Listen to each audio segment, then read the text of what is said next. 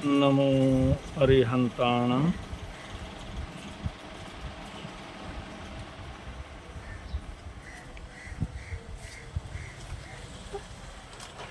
Shelley Shailen मणिमाक्यं मोक्तिकं न गजे गजे। साधु नहीं सर्वत्र चंदनम न वने वने।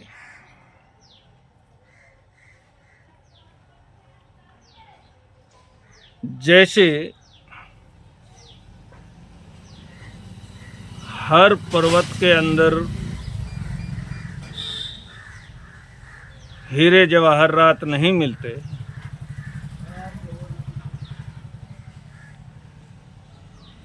जैसे हर हाथी के मस्तक पर मोती नहीं मिलते,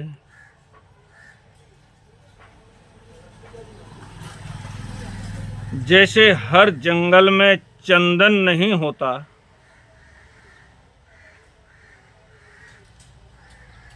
ऐसे ही साधु नहीं सर्वत्र।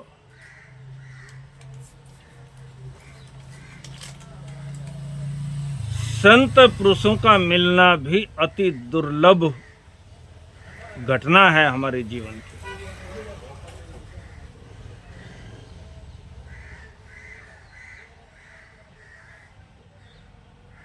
साधु होना एक चीज है और साधु बनना बिल्कुल दूसरी चीज है।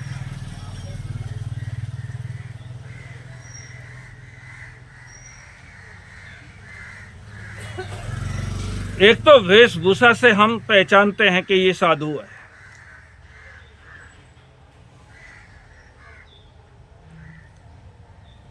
कोई भी भगवे वस्त्र पहन करके आता है या जैनियों को देखे तो मुखवस्त्रिका लगा करके आता है,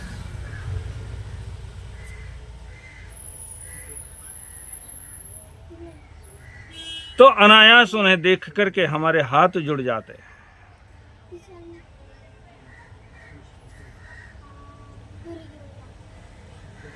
लेकिन साधु होने में और साधु बनने में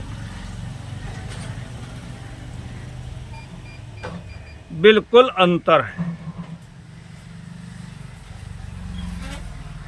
साधु बनना हो तो कोई भी बन सकता है, आराम से बन सकता है, कोई कठिनाई नहीं है।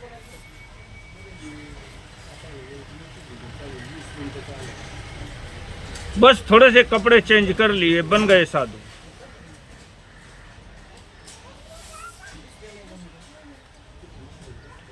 लेकिन साधु होना इतना आसान होता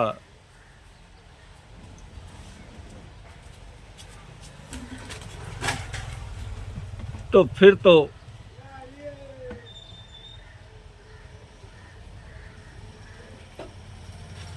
साधु होना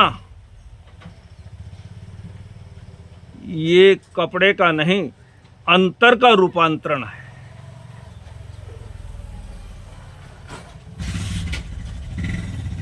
जब हमारा स्वभाव ही बदल जाता है,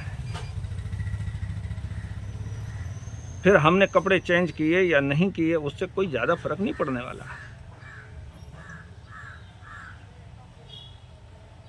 लोग तुम्हें देख करके हाथ नहीं जोड़ेंगे, कोई बात नहीं। लोग तुम्हारा मान सम्मान नहीं करेंगे,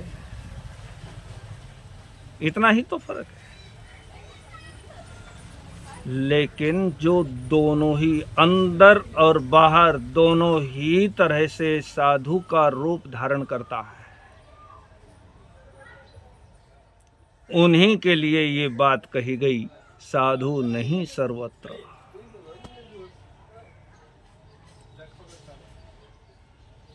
साधु पुरुष हर जगह नहीं होते।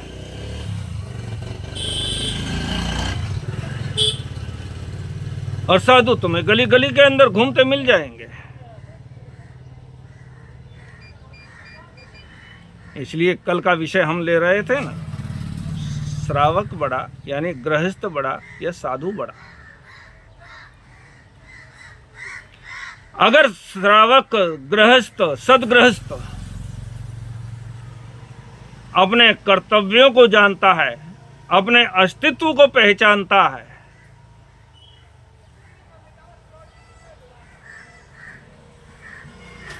तो वो भी बड़ा है। लेकिन अगर साधु, मैं किस लिए साधु बना हूं?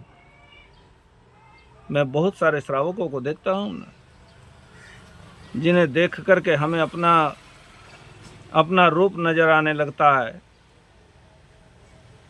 अपना बोनापन दिखाई देने लगता है कि यार ये गृहस्थ में रह करके इतना अच्छा जीवन जीते हैं, तो साधु बना है। लेकिन कितने साधुओं को देख करके भी हमारे मन में एक नफरत का भाव आता है, ये नालायक क्यों धर्म को बदनाम कर रहा है, क्यों साधु समाज को बदनाम कर रहा है। मैं किसी की निंदा चुगली करने के लिए नहीं बैठा हूं, लेकिन वास्तविकता है, थोड़ा सा इशारा कर रहा है। साधु की गरिमा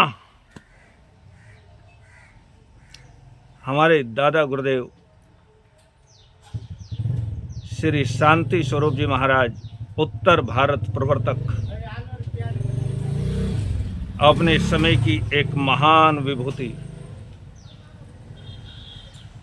गुरुदेव श्री शांति स्वरूप जी महाराज साहब, उनके सगे बड़े भाई थे श्री फूलचंद जी महाराज,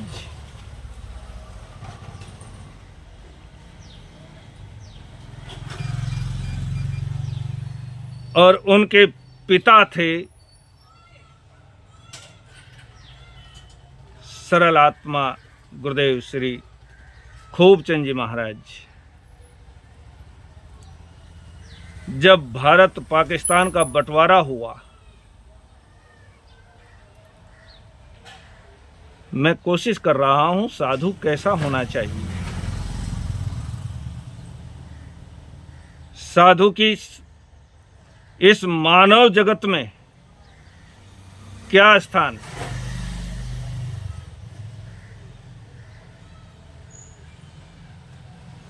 जब भारत पाकिस्तान का बंटवारा हो रहा था तो उस समय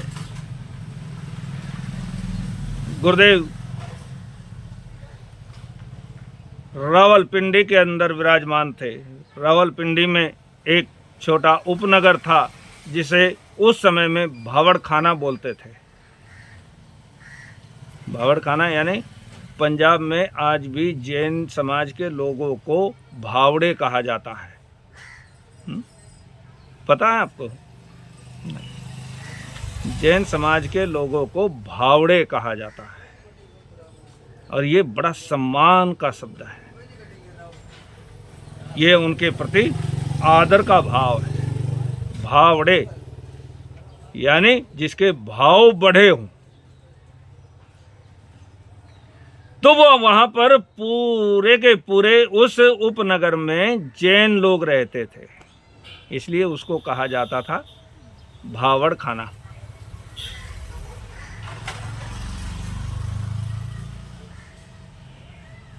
तो वहां पर जब बंटवारे के समय मार काट मचने लगी, चारों तरफ हाहाकार हो गया।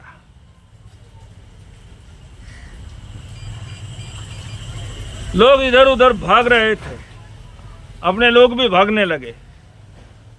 गुरुदेव ने कहा ठहरो, भागने से जाओगे कहां? क्योंकि चारों तरफ मारकाट मची है।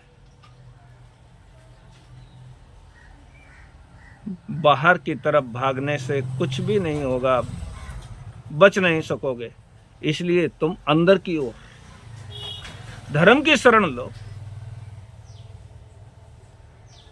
धर्म की शरण में जाने वाला कभी पश्चाताप नहीं करता, दुखी नहीं होता।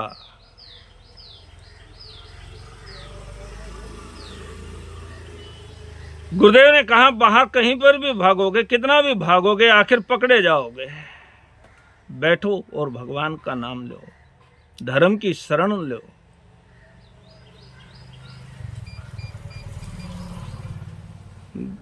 चारों तरफ हाहाकार मची हुई है, लेकिन भावड़ खाने में नवकार महामंत्र का अखंड जाप चल रहा है 24 घंटे।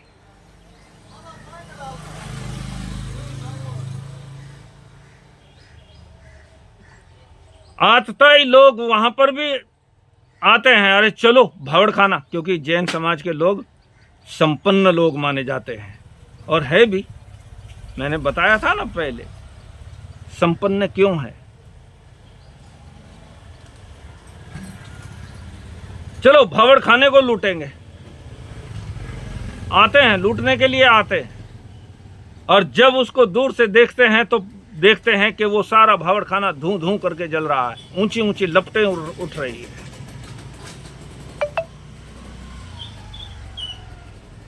ये तो जल करके नष्ट हो गया, खत्म हो गया, यहाँ तो कुछ नहीं बचा, लोग चले जाते हैं। फिर कोई कहता है अरे चलो भावड़ खाने को लूटने, वो कहते हैं अरे वो तो जल गया। नहीं नहीं यार, मैं तो अभी देख करके आया हूँ, वो तो ठीक ठाक है। फिर आते हैं तो वो भावड़ खाना कहाँ है कुछ पता ही नहीं, खाली मैदान दिखाई देता है।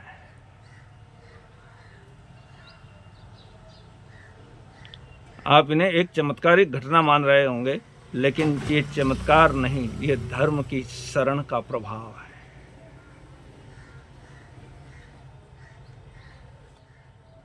महाराज हमें बदलने के लिए मत बोलो, हमें कुछ करने के लिए मत बोलो, हमें तो चमत्कार दिखाओ जिससे हमारी दुकान,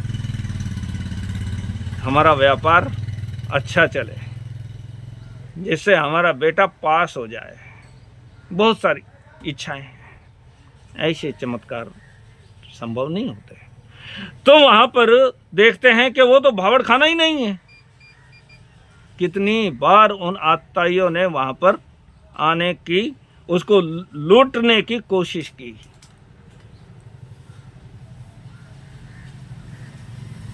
और आखिरकार काफी दिन गुजरने के बाद भारत सरकार ने विचार किया कि भाई वहाँ के लोगों को सुरक्षित निकालने के लिए व्यवस्था करनी पड़ेगी। उन्होंने हवाई जहाज की व्यवस्था की उन भावड़ों को निकालने के लिए।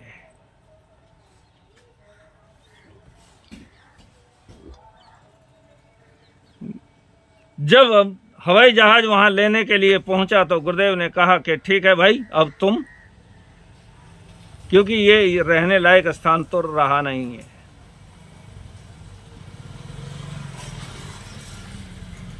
अब तुम जाओ यहां से। लोग कहने लगे गुरुदेव आपको छोड़ करके हम चले जाएं, ये कैसे संभव है, चलो आप भी हमारे साथ। गुरुदेव ने कहा नहीं नहीं, मैं आता हूं, मैं आ जाऊंगा तुम्हारे पीछे पीछे, लेकिन मैं हवाई जहाज का उपयोग नहीं करूंगा। कि ठीक है गुरुदेव, आप नहीं जाते हैं तो जहां आप वहां हम। पहले हालत ऐसी थी कि जहां हम वहां आप, लेकिन अब जहां आप वहां हम। आप हमको छोड़ करके नहीं गए तो हम भी आपको छोड़ करके जाने वाले नहीं।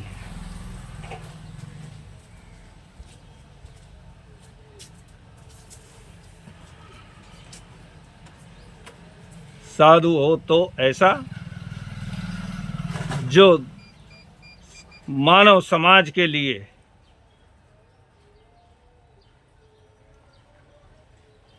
उसकी ढाल बन करके चले, और श्रावक हो तो ऐसा जो संतों के प्रति पूर्ण समर्पण का भाव रखने वाला हो। तो ऐसी हालत में दोनों बड़े हैं।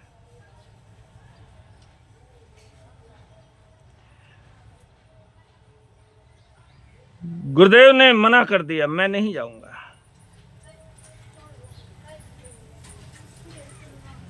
कुछ लोग तो चले गए, लेकिन कुछ लोग रह गए कि ठीक है, आप पैदल ही जाना चाहते हैं तो हम भी आपके साथ साथ पैदल ही जाएंगे। गुरुदेव वहाँ से पैदल विहार करते हुए निकले और पहली ही दिन एक फैक्ट्री में ऊपर की मंजिल पर जाकर के रुके, और रुकते के साथ शाम का टाइम जब अंधेरा सा घिरने लगा तो उस समय में बहुत सारे लोग अल्लाह अकबर, हाथों में तलवारें हैं, लाठियां हैं, भीड़ की भीड़ ने उस फैक्ट्री के ऊपर हमला कर दिया।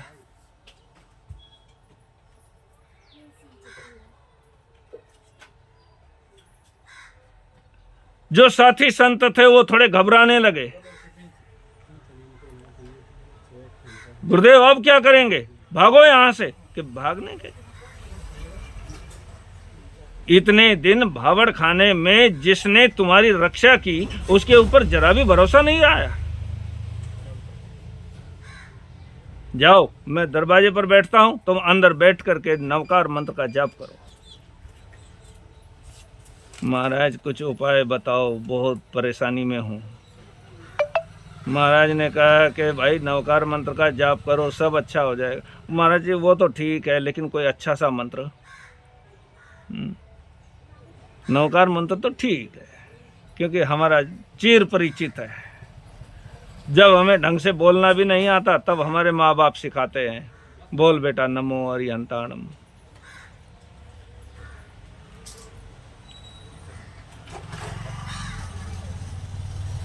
गुरुदेव ने कहा मैं बाहर बैठता हूं दरवाजे के ऊपर और तुम अंदर बैठ करके नवकार मंत्र का जाप करो। पहली मुसीबत मेरे ऊपर आएगी, पहली गर्दन मेरी गिरेगी, उसके बाद तुम्हारे पर आंच आएगी। उन आतताइयों ने देखा ये मुंह पत्ती बांध करके कौन बैठा हुआ है, मुंह पत्ती है, मुंह बांध करके कौन बैठा हुआ है। किसी ने कहा ये तो पूज्य हैं। हमने जैन पंजाब में घूमते हुए देखा, आज भी जैन साधुओं को ऐसे नहीं कहते बाबा जी या महाराज जी, ये शब्द तो, लेकिन पक्की पहचान के रूप में इनका एक परिचय दिया जाता है, पूज्य है। ये साधु की गरिमा, उनको पूज्य कह करके पुकारा जाता है आज तक भी। तो वहां पर कहने लगे ये पूज्य, अरे पूज्य तो होंगे लेकिन हिंदू हैं कि मुसलमान, के हैं तो हिंदू। जैन लोग हिंदू हैं कि नहीं?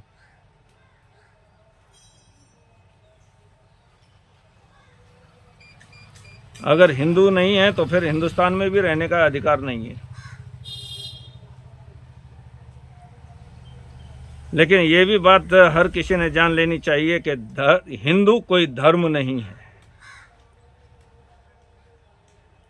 कहते हैं ना, मैं लोगों के मुंह से सुनता रहूं या स्टिकर लगे हुए देखता हूं बहुत सारी जगहों पर कि गर्व से कहो हम हिंदू हैं। हाँ, कहना चाहिए, लेकिन वो धर्म के रूप में नहीं, क्योंकि हिंदू कोई धर्म नहीं है। धर्म, ये इस धरती पर 3 ही प्रकार के धर्म पैदा हुए हैं, वैदिक, जैन और बौद्ध। ये 3 धाराएं पैदा हुई हैं। हिंदू यानी इस हिंदुस्तान की संस्कृति है, यहाँ की सभ्यता है। इस सभ्यता में जो भी कोई रहता है वो अपने आप को मुसलमान भी कहता है तो कहे, लेकिन सबसे पहले वो हिंदू है। इसलिए आज मक्का मदीना में भी उनका परिचय हिंदू मुसलमान के रूप में दिया जाता है। मुसलमान तो है, कौन सा मुसलमान? कि हिंदू मुसलमान। हिंदू मुसलमान के नाम से उनकी एंट्री होती है वहां पर। अरे ये हिंदू, ये पूज्य तो हैं कि हिंदू हैं कि मुसलमान, के हैं तो हिंदू। हमें तो हिंदुओं का नाम निशान मिटाना है। ये धर्मांधता उस समय की चरम सीमा पर थी।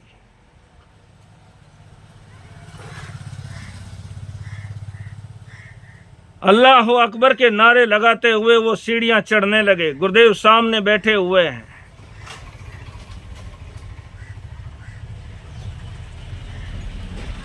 मैंने अपने गुरुदेव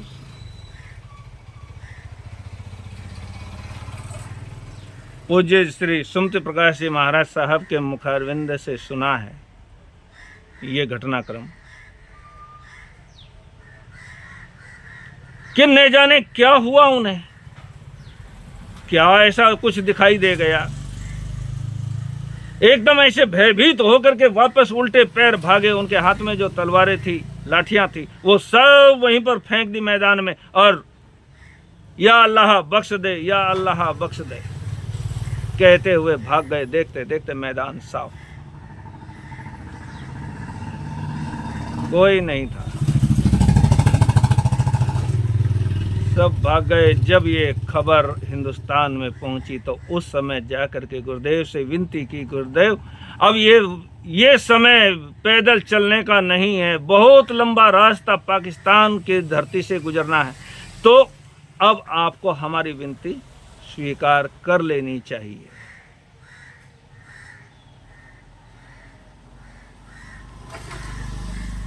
उस समय में गुरुदेव कुछ जो लोग उनके साथ में थे, अन्य साथी संत थे, उनको लेकर के पूज्य श्री फूलचंद जी महाराज जिन्हें संघ रक्षक के रूप में पहचान मिली, संघ संरक्षक, संघ की रक्षा करने वाला,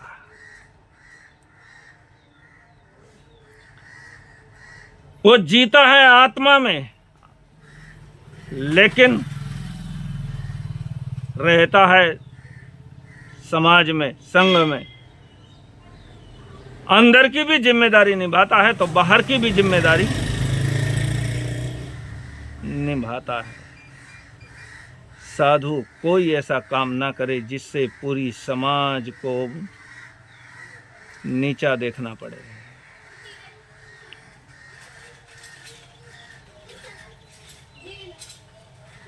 लेकिन गुरुदेव के समक्ष जब समाज के लोग गए, विनती की, तो उस समय गुरुदेव हवाई जहाज से, और उस समय की बात, उस समय हवाई जहाज में बैठना साधु के लिए ये तो नामुमकिन ही था। लेकिन गुरुदेव उस समय हवाई जहाज में बैठे। शायद वो जैन साधु की ये पहली घटना थी। दिल्ली हवाई अड्डे पर उतरे। दिल्ली हवाई अड्डे पर उतर करके उन्होंने जो लोग साथ में आए थे या जो पहले पहुंचा दिए गए थे, उन लोगों को इकट्ठा करना शुरू किया, क्योंकि कोई कहीं पड़ा था, कोई कहीं पड़ा था, कोई उनके रहने के घर तो नहीं थे, यहाँ पर फुटपाथ के ऊपर पड़े हुए थे। वहां के जो करोड़पति थे, यहाँ पर रोडपति बनकर के गले में डब्बा डाल करके कोई कुछ बेच रहा था, कोई कुछ बेच रहा था, पेट भरने का जुगाड़। उन लोगों को इकट्ठा करना शुरू किया और मेरठ के अंदर एक जैन नगर बसाया। आज कोई जाकर के देखे जैन नगर की उस छवि को, कितना रमणीय नगर है। वहां पर पूरे के पूरे, जैसे उस भावड़ खाने के अंदर पूरे के पूरे जैन लोग रहते थे, इसी तरह से मेरठ के अंदर जैन नगर में जैन समाज रहता है।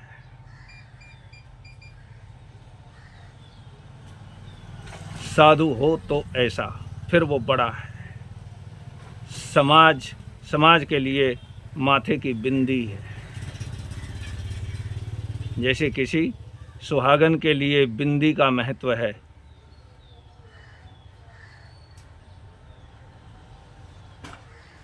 इस तरह से साधु के लिए भी वो स्थान प्राप्त है। और ऐसा साधु सच में बड़ा होता है, सम्मान का पात्र होता है, जीता है अंदर, रहता है बाहर, बाहर को भी संभालता है, अंदर को भी संभालता है। ऐसे साधुओं को नमन, ऐसे गृहस्थों को भी नमन।